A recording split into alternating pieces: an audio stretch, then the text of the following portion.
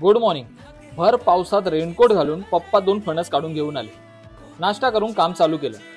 आज बाथरूम बांधायला चालू केलं। टाईल्स लावायला कट मारून ठेवले। आईने भाजीसाठी फणस फोडला आणि गरे काढले। आम्हाला थोड्या वेळात कणकवलीला जायचंय, सो म्हटलं आत्याला 2 फणस देऊया।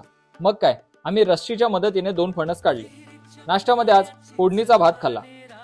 बाथरूमचा दरवाजा उभा केला। मी आणि पप्पा चाललो आहोत कणकवलीला। ब्रिजचं काम चालू असल्यामुळे वरवडे मार्गे कणकवलीला चाललो आहोत। 20 मिनिटात आम्ही आत्याकडे पोहोचलो। या चिल्ली पिल्लींसोबत मस्ती केली आणि चहा पाणी करून आम्ही निघालो। स्लायडिंग खिडकी आणि डोरचं सामान चेक केलं। जेवणाची वेळ झाली म्हणून हॉटेल निखिल लंच होम मध्ये व्हेज थाळी आणि चिकन थाळी खाल्ली। टेस्टी जेवण होतं। जेवण करून आम्ही पोहोचलो ड्रीम होम मध्ये। इथे तुम्हाला सर्व पद्धतीच्या टाईल्स वगैरे मिळतील।